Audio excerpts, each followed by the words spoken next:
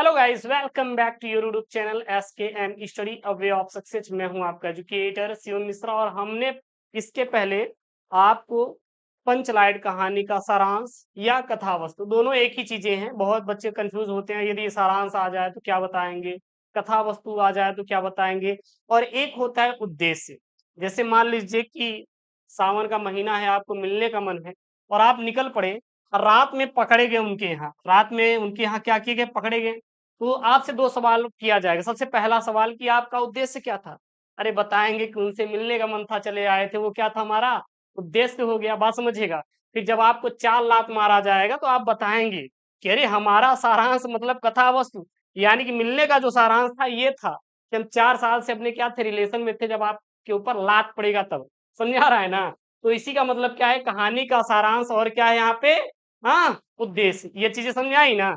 और ये इतना इंपॉर्टेंट है कि आपके पेपर में कर जवाब 5 अंकों का आता है, 5 अंकों का आता है।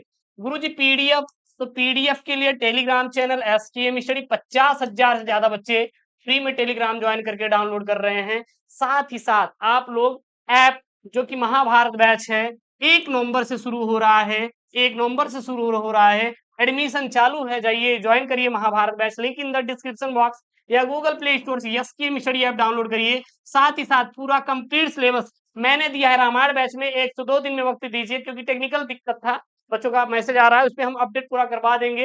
501 रुपए में जाइए ज्वाइन करिए Ramayan batch, link in the description box, और वहां पे कंप्लीट आपको मिल जाएगा चीजें ना।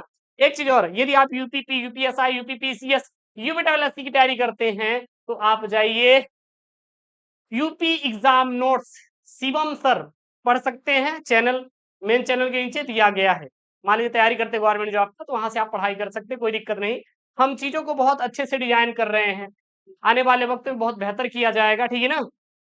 क्योंकि भाई जब गवर्नमेंट वाले गवर्नमेंट एग्जाम की तैयारी करवाएंगे ना, तब आपका बिल्कुल सरकारी नौकरी लगेगी। आप परेशान बिल्कुल भी मत होइएगा, ठीक है ना। तो ये रहा कहानी का सारांश, कथा वस्तु और उसका उद्देश्य। और किसका देखेंगे भैया भैया, पंचलाइट के बाद बहादुर का यहाँ पे हम लोग देखने वाले हैं। एक चीज और, आप अपने जीवन में मेहनत करिएगा, जितना हो सके मेहनत करिएगा। कभी धोखेबाजी मत करिएगा। धोखेबाजी का मतलब है, यदि आपके माँ बाप आपको फोन दिला दिए तो आप पढ़ने के बजाय आप कच्चा बादाम देख रहे हैं, चैट कर रहे हैं, बातें कर रहे हैं, तो आप अपने आप को धोखा दे रहे हैं, अपने आप को धोखा दे रहे हैं, बाकी और किसी को नहीं धोखा दे रहे हैं। इससे अच्छा आप मेहनत करिए, सफल होइए जी। जब आप सफल रहेंगे तभी आपका सम्मान रहेगा, नहीं तो कोई पूछने वाला है नहीं। हमें लोग समझाते थे लेकिन उन बातों को नहीं ध्यान दिया। अब आज पछतावा होता है, आज अकेले रह के मेहनत करना पड़ता है। मैं नहीं चाहता जो चीज मेरे साथ हुई वही चीज आपके साथ हो, इसलिए आप लोग मेहनत करिएगा जबरदस्ती। देखिएगा, हम यहाँ पे बात करेंगे पंचलाइट कहानी के बारे में। पंचलाइट कहानी का सबसे पहले सारांश देखेंगे, उसके बाद इसका उद्देश्य देखेंगे। हमने पंचलाइट का पढ़ा दिया है, आपको प्लेलिस्ट मिल जाएगा, प्लेलिस्ट का लिंक डिस्क्रिप्शन बॉक्स के अंदर है, जाके देख लीजिएगा, ठीक है। सबसे पहले बहादुर को देखेंगे, तो मैं तो कहूंगा आपको इसको याद नहीं करना है, हम आपको समझा देंगे। देखिएगा इसमें क्या होता है। एक लड़का था बहादुर, जो कि नाबालिग था, 18 साल का था। वो पढ़ने लिखने उसको ज्यादा ज्ञान नहीं था। वो क्या करता था, घूमता टहलता था, ठीक है ना।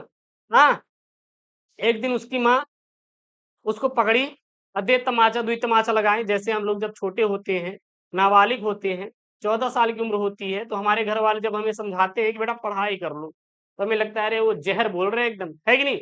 उसी प्रकार जो बहादुर था, जब उसकी माँ उसको समझा रही थी, हाँ, तो उसको लगा कि नहीं वो बहुत कर्कश व्यवहार कर रही है हमारे साथ। फिर वो घर छोड़ के कहाँ चला जाता है, कमाने निकल जाता है, शहर चला आता है। आपको क्या लगता है शहर में नौकरियां ऐसी रखी है क्या? अरे भैया नहीं रखी है। शहर में आता है तो शहर में अमरकांत की पत्नी निर्मला होती है। अमरकांत भैया कौन है? ये लेखक हैं, बहादुर कहानी के लेखक अमरकांत जी हैं। तो उनकी पत्नी होती है निर्मला। निर्मला, अब यहाँ से ध्यान दीजिएगा, अब निर्मला और बहादुर की बात आती है। अब भैया जो निर्मला होती हैं, वो अपने से संपन्न रिश्तेदार के यहाँ जाती हैं, देखती हैं तो भैया उनके यहाँ नौकर चाकर लगे हुए हैं। भैया दूसरे के यहाँ नौकर चाकर देख के लगता है ना कि हमारे यहाँ भी नौकर चाकर लगे होने चाहिए।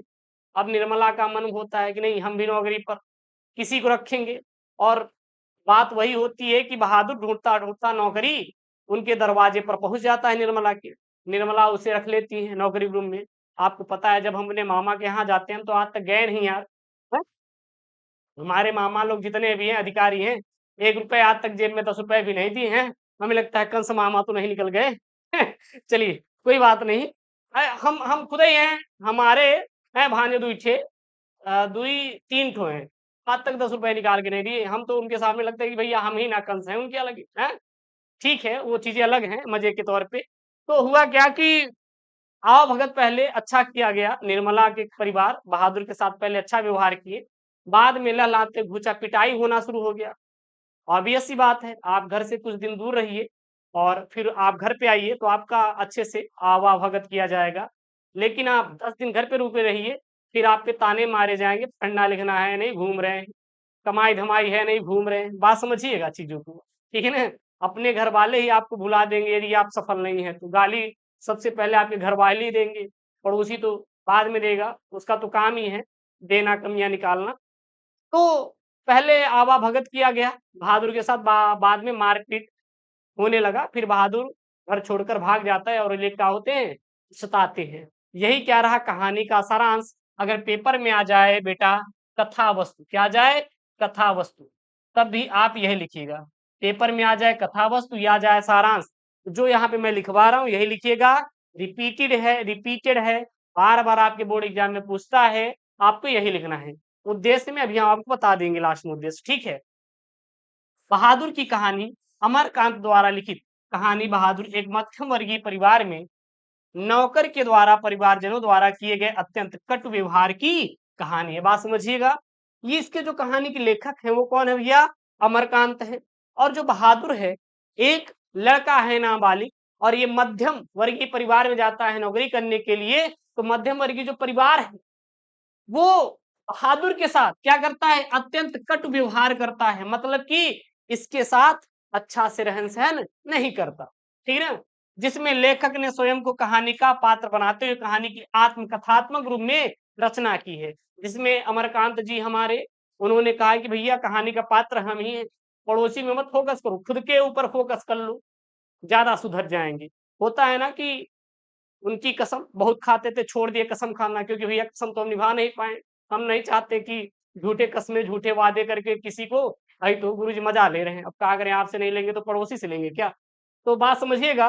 तो इन्होंने कहा है कि भैया हम खुद पात्र बनते हैं, यानी कि अमरकांत कहते हैं कि हमारी पत्नी है, हमारा घर है, हम नौकर को रख रहे हैं, मेरी पत्नी और हमारा बेटा अच्छा व्यवहार नहीं किया नौकर के साथ। समझ में आया ना, वही हो गया।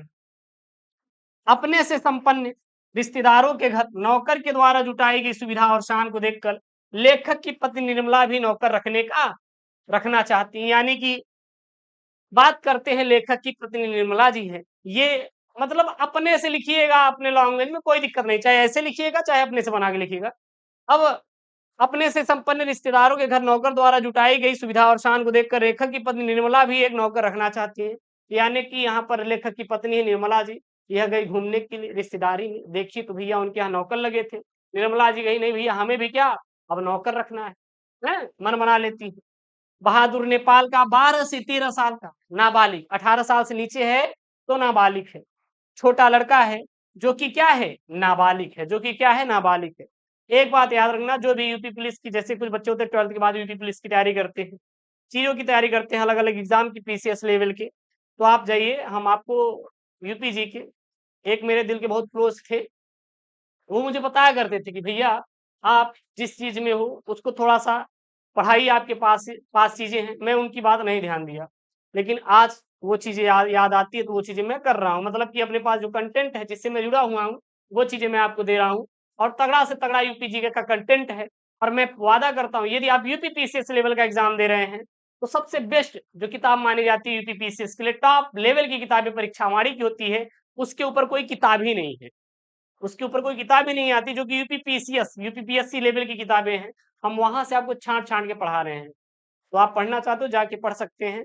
मेन चैनल के नीचे दिया गया, यदि आप यूपी पुलिस तैयारी करते हैं तो 20 नंबर का उसमें आता है, याद रखिएगा, ठीक है। तो बहादुर 12 से 13 साल का नाबालिग क्या छोटा लड़का है, जो कि क्या है बेटा, नाबालिग है, ठीक। वह अपने से वह अपने माँ के गलत व्यवहार से तंग आकर घर छोड़कर शहर चला आता है और निर्मला के परिवार में नौकर के रूप में रख लिया जाता है। निर्मला और उसका परिवार, जैसा कि मैंने समझाया था, बहादुर के साथ पहले तो अच्छा व्यवहार करते हैं, परंतु बाद में धीरे धीरे उसके साथ कठोरता बरतने लगते हैं। और उससे घर का सारा काम करवाते हैं। इसके साथ ही उसे गाली गलौज तथा उसे मारपीट करते थे, झूठी चोरी का इल्जाम लगाकर उसे अपमानित भी किया जाता है, मारा पीटा जाता है। अंततः बहादुर घर छोड़कर चला आता है। परिवार के सभी सदस्य उसे क्या करते हैं, ढूंढते हैं, क्योंकि उसके बिना कोई भी काम नहीं होता था, क्योंकि घर के अब सभी लोग आराम के आदी हो चुके हैं या हो चुके थे, ठीक है ना। बहादुर की अनुपयोगिता यहाँ पे रहेगा, क्या रहेगा, अनुपयोगिता, यहाँ पे अनुपयोगिता लिख लीजिएगा। देखकर सभी अपना घरेलू काम करने से घबराते थे। बहादुर के घर छोड़ जाने पर वे सभी पश्चाताप करते हैं, यानी वे पछताते हैं, अब अच्छा व्यवहार करने के लिए सोचते हैं। परंतु एक कविता कही गई है, अब पछताए होत क्या जब चिड़िया चुग गई खेत। यदि आप कोई भी चीज करते हैं ना, तो आप कोशिश करें कि बेहतर करिए, बाद में पछताने के लायक नहीं बचेगा, नहीं तो फंस जाएंगे ना, तो जिंदगी भर पछतावा वो आपके दिल में रहेगा। आप कितना भी अच्छा आदमी बन जाएंगे तो 0.99% चांस रहेगा मिलने का, नहीं तो 99.91% रहेगा चांस नहीं मिलने का। समझ आ रहा है ना। तो इसलिए आप अच्छा कर्म करिएगा अपने जीवन में, बहुत आगे बढ़ेंगे। अब पछताने का कोई लाभ नहीं, क्योंकि बहादुर जाग चुका था। अतः बहादुर में सहनशीलता और स्वाभिमान की भावना कूट कूट कर भरी हुई थी। उसके इसी चरित्र के कारण यह कहानी बहुत प्रिय है। ये लास्ट वाला जो लाइन है ना, इसको आप अपने जीवन में उतारिएगा। सबसे पहले क्या है, सहनशीलता और स्वाभिमान की भावना बहादुर के अंदर कूट कूट कर भरी हुई थी। अर्थात आप देखे हैं, बहादुर को बीच बीच में मारा पीटा जाता था, वो कुछ नहीं बोला, कहा कि ठीक है आप मार रहे हैं मार लीजिए, सहनशीलता था उसके अंदर। लेकिन जब उसके बात आई स्वाभिमान पर, चलो ठीक है हम आज इतना काम नहीं किया, आप मार दिए, कोई दिक्कत नहीं, लेकिन जब चोरी का इल्जाम लगा दिए बहादुर के ऊपर, तो उसके स्वाभिमान पर ठेस पहुंचा। मतलब मैं तो चोरी नहीं करता ना, अगर आप लगा दिए नहीं भैया भैया तुम चोर हो, तो हमारे स्वाभिमान की भावना है। जब उसके स्वाभिमान पर ठेस पहुंची, तो वो घर छोड़कर भाग गया। यह एक सहनशीलता था, काम थोड़ा किया नहीं किया, मारते थे पीटते थे चल जाता था। लेकिन जब ये हुआ कि नहीं अब चोरी ये कर लिया, तो उसके स्वाभिमान को ठेस पहुंचा और वह छोड़कर भाग गया। तो यही चीज आप में भी होनी चाहिए कि हमारे अंदर अगर काम नहीं कर रहे, चलो ठीक है कोई बोल दिया कोई दिक्कत नहीं, लेकिन गलत नहीं है। अगर आप इल्जाम लगा रहे हैं, हमारे स्वाभिमान की बातें आएंगी तो हम छोड़ के भाग जाएंगे, भैया झुकना नहीं है, चाहे पड़ोसी क्यों ना हो। समझ आ रहा है ना। तो ये रहा अपना क्या बेटा, ये रहा अपना क्या, ये रहा बहादुर कहानी का सारांश। क्लियर है। अब बात करते हैं उद्देश्य की। तो ये पेपर में आता है कभी कभी उद्देश्य, तो हम इसीलिए आपको एक ही वीडियो में सारी चीजें क्लियर कर रहे हैं। हर लोग अपना अलग अलग मेथड अलग अलग जरिया अपनाते हैं, लेकिन मैं कहूंगा कि आपको उनके चक्कर नहीं पड़ना है, इतना सफिशियंट जो मैं आपको पढ़ा रहा हूँ इतने से काम हो जाएगा। उद्देश्य में ये लिखिएगा केवल, बहादुर कहानी का उद्देश्य में केवल आपको ये लिखना है जो मैं यहाँ पे लिखवा रहा हूँ। क्लियर है ना। चलिए क्या लिखेंगे, कथाकार अमरकांत द्वारा लिखित कहानी। बहादुर एक मध्यम वर्गीय परिवार में नौकर के साथ परिवारजनों के द्वारा किए जाने वाले अत्यंत कठोर और असभ्य व्यवहार की क्या है बेटा, कहानी है। इस कहानी का उद्देश्य समाज में उत्पन्न वर्ग संघर्ष, शोषितों के प्रति प्रेम और मानवता का व्यवहार, ऊंच नीच भेदभाव के कारण तनाव व संघर्ष का चित्रण है। आधुनिक समाज झूठे प्रदर्शन और शान शौकत में विश्वास रखता है। लेखक निम्न वर्ग के प्रति सहानुभूति दिखाते हैं और मध्यम वर्ग के लोगों की वास्तविकता को समझा है। बहादुर मानवीय स्नेह और संवेदनाओं का भूखा है। मालिक द्वारा पीटे जाने पर जब वह घर छोड़ता है, तो सभी भूल स्वीकार करते हैं और पश्चाताप करते हैं। लेखक का उद्देश्य अमीर और गरीब वर्ग भेद मानवीय भावनाएं हैं और दोनों वर्गों के हृदय का परिवर्तन होना, यह सबके प्रति सहानुभूति का व्यवहार का क्या है, संदेश है। अर्थात हम कह सकते हैं कि जो मध्यम वर्गीय परिवार होता है ना, जब ये अपने से संपन्न लोगों को देखता है तो कहता है नहीं हमें भी ये चीज चाहिए, लेकिन उसको पता है कि भैया हम मध्यम वर्गीय परिवार है, हमारे पास चीजें क्या है, लिमिट है। और हम लोग जो हमसे बड़े रहते हैं उनके प्रति, मतलब जो हमसे उच्च कोट के हैं उनके प्रति स्वाभिमान की भावना होती है, अरे हाँ इज्जत होता है। लेकिन जो हमसे गरीब हैं उनके लिए हम लोग हीन भावना रखते हैं, ऐसा नहीं करना चाहिए। तो ये सब क्या था, उद्देश्य था, बना बना के लिख सकते हैं, ठीक है ना। और मैं आपसे एक ही रिक्वेस्ट करूंगा कि आप हमेशा चीजों को अच्छा करिएगा। ठीक है आपसे हजार गलतियां हुई क्योंकि आप भगवान नहीं है, लेकिन आप कोशिश करिए कि उस गलती होने के बाद अब आप गलती ना करें। अगर आपको कुछ चीज चाहिए, कुछ चीज प्राप्त करना है, तो आपके माँ बाप हैं, वही जन्म दिए हैं, वही भगवान है आपके लिए। समझ आ रहा है ना। ये झूठे झूठे शान शौकत दिखावे के लिए, अभी जैसा कि कहानी में देखे हैं, आप लोग कुछ मत करिए। समझ में आ रहा है ना? भाई आप क्या देखते हैं? हम कह रहे हैं कि चलो ठीक है मेरे बाल बहुत अच्छे थे, मैं देखने में बहुत अच्छा लगता था। कोई मतलब नहीं यार भैया, ये नश्वर शरीर है। हम क्यों लोगों को दिखाएँ? हम क्यों चीज़ों को करें? कभी किसी को दिखाओ मत, छोड़ दो सारी चीज़ें। और छोड़कर जो आपका फ्यूचर है, लग रहा है कि नहीं हमें यहाँ पे सफलता चाहिए, तो उसके लिए आप कर्म करिए, मेहनत करिए और आपको सफलता मिलेगी। आप ये सोचते हो भैया कि नहीं मिलेगा? एक बात याद रखिएगा, जो यहाँ पे मैंने आपको पढ़ाया है, यदि आप चाहते हैं कि हमें ये 1 दिन में तैयार हो जाए, तो आपका नहीं होगा। आप 1 दिन पढ़िए, दूसरे दिन पढ़िए, तीसरे दिन पढ़िए, चौथे दिन झाँक लीजिए। 5वें दिन आपको ऑटोमैटिक चीज़ें आ जाएँगी। यदि आप चाहते हैं कि 1 दिन में सारी चीज़ें सुधर जाएँगी, आप 1 दिन में चीज़ें बहुत बेहतर कर लेंगे, तो नहीं हो पाएगा। आप अपने लिए वक़्त दीजिए, आप बेहतर कर जाएँगे। एक स्टोरी है हमारे साथ, मैंने चीज़ों को बहुत अच्छा नहीं किया था, पता है? लेकिन गॉड जो है ना, चीज़ों को बहुत अच्छा से आपके लिए बना के रखते हैं कि नहीं भैया अब नहीं तो कभी नहीं। हमें वो मौके बाद में मिले, अभी मिले, तो हमें वो रियलाइज़ हुआ कि नहीं आपके लिए जो भगवान करता है ना वो बेहतर करता है। देन आप उस पे काम करिए, आप सफल ज़रूर होंगे। आप किसी भी गवर्नमेंट जॉब की तैयारी कर रहे हैं, कोई बिज़नेस कर रहे हैं, तो आप बेस्ट करो। आपके पास 2 ही काम हैं, अभी केवल आपके पास पढ़ना है। आप जाइए भट्ठे से कमा के लाइए ₹10 अपने माँ-बाप को दे दीजिए, क्या खुश होंगे? कभी नहीं खुश होंगे बल्कि उठाएँगे हरिहर गोदा पीटने लगेंगे आपको। लेकिन वहीं पर आप अपने स्कूल में अच्छा नंबर लाइए, मम्मी-पापा को दिखाइए, आपके माँ-बाप खुश होंगे। समझ में आ रहा है ना? तो मेहनत करिए। ट्रस्ट मी, आप तो हमें फॉलो करते हैं। अपना जो वक़्त जाता है ना 24 घंटे है तो मैं कोशिश करता हूँ कि कम से कम वक़्त बर्बाद हो और ज़्यादा से ज़्यादा वक़्त यूज़ हो। हमारे दिमाग में बस जो 2 चीज़ होती है। देखो भैया जब हम पढ़ेंगे नहीं, तो हम आपको चीज़ें कहाँ से बना के देंगे? लॉन्ग टर्म वाली। तो अपना सेल्फ स्टडी के लिए प्लान करो कि हमें 8 से 10 घंटे, 12 घंटे, 14 घंटे जो भी रहेगा देना है। उसके बाद जो भी आपके पास 6 से 7 घंटे हैं सोने के लिए सो सकते हैं, कोई दिक्कत नहीं। उसके बाद आपको पढ़ाने के लिए हम आपको दे देते हैं, बस। मेरे पास यही 2-3 काम हैं। बाकी का आप कोई हमारे पर्सनल नंबर पे कॉल करे, चाहे जहाँ कॉल करे भैया, आई डोंट केयर। क्योंकि मेरे माँ-बाप को ज़्यादा काम रहेगा तो उनको पता है कि भैया हवेली में बंदा मेरा रहता है, जाके मिल लेंगे। तो आप किसी को इतना अपना टाइम मत दीजिए कि आप बर्बाद हो जाएँ, समझ में आ रहा है ना? आप अपने आप को बनाइए, जितना बना लेंगे उतना बेहतर रहेगा। शान शौकत के लिए कच्चा बादाम के चक्कर में पड़ के अपना ज़िंदगी बर्बाद होने से बचा लीजिए, नहीं तो बहुत बर्बाद हो जाएँगी। आप बेरोज़गारी बहुत चरम सीमा पे है, अगर आपको नीट क्वालीफाई करना है तो नीट के लिए तैयारी करो, गवर्नमेंट जॉब चाहिए तो गवर्नमेंट जॉब के लिए तैयारी करो, जो चाहिए आप उसके लिए तैयारी करो। बात समझ में आ रहा है ना? आपकी कोई पर्सनल लाइफ़ है तो उसको छुपा के रखो, समझ में आ रहा है ना? बाँटने की ज़रूरत नहीं, सुकून मिलेगा। और जलसी की भावना छोड़ दीजिए किसी से कि भैया वो अब आगे बढ़ गया, अरे बढ़ जाने दो यार, उसने काम किया तो बढ़ गया, हम भी मेहनत करें, हम भी आगे बढ़ेंगे। समझ में आ रहा है ना?